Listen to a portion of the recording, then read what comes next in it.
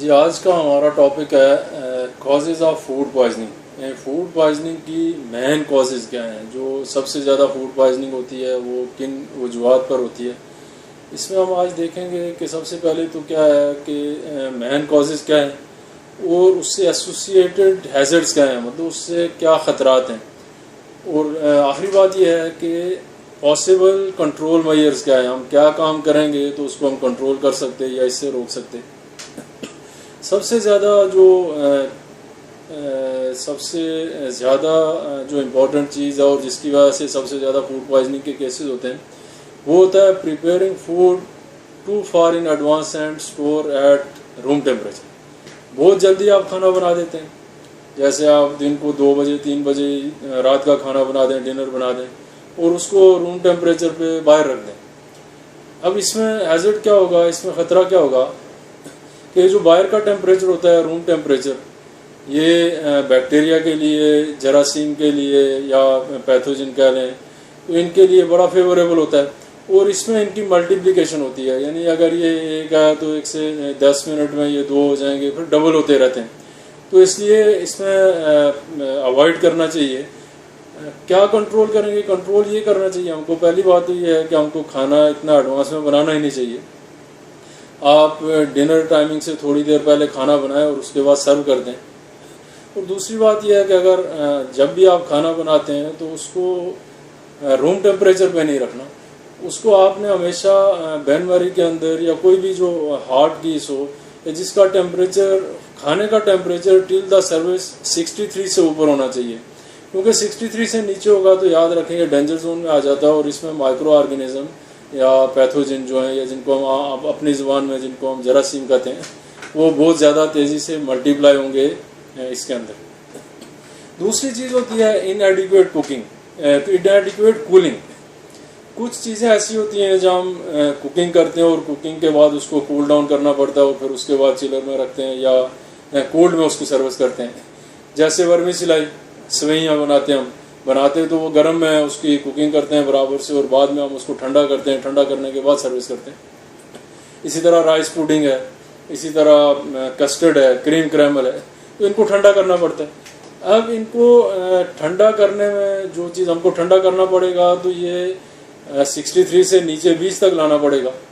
اب جب وہ درمیان کا جو ٹائم ہوتا ہے اس کو ٹھنڈا کرنے میں تو ہم نے کوشش کرنی ہے، کیونکہ اس میں ملٹیپلائی ہوں گے جو جراثیم ہوں گے، جو پیتھوجنز ہوں گے، تو آپ نے یہ میک شور کرنا ہے کہ 2 گھنٹے کے اندر اس کا ٹیمپریچر آپ نے 20 تک لے کے آنا ہے، اور اس کے بعد آپ نے اس کو چلر میں رکھ دینا، اور پھر اس کے بعد اس کی سروس بھی آپ نے چلنگ ٹیمپریچر میں، یعنی 1 سے 5 کے بیچ میں کا جو ٹیمپریچر ہے اس کے اندر اس کی سروس کرنی ہے. تیسرا یہ ہے کہ ان ایڈیکویٹ کوکنگ، یا آپ کو دوسرے لفظوں میں کہہ سکتے ہیں انڈر کوکنگ. اس میں کیا ہوتا ہے کہ کوکنگ یا ایک واحد چیز ہے جو آپ کا مائکرو آرگینزم کو ڈسٹرائے کرتی ہے، ان کو کل کرتی ہے. اب اگر آپ نے کوکنگ برابر سے نہیں کی ہے تو وہ جو مائکرو آرگینزم ہے، وہ جو بیکٹیریا ہیں، وہ جو جراثیم ہیں، وہ اس کے اندر رہ جائیں گے، کھانے کے اندر رہ جائیں گے. اور جب وہ اس کے اندر رہ جائیں گے تو کبھی بھی آگے تو کوئی ایسی سٹیج نہیں ہے جس پہ ان کو ڈسٹرائے کیا جا سکے، تو وہ جو کھانے والا آدمی ہوگا وہ بیمار پڑ جائے گا.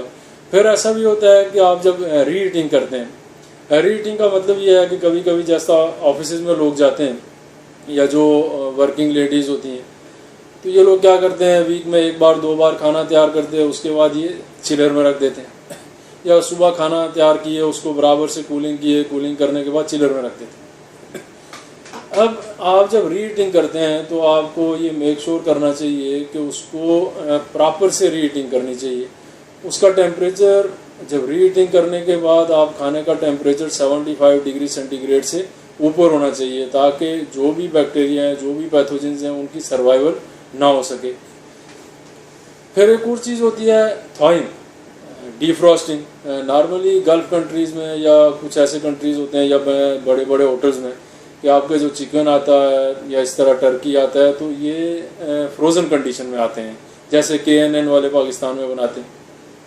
تو فروزن کنڈیشن میں اس میں آپ کو اس کو ڈی فراسٹ کرنا پڑتا ہے برابر سے.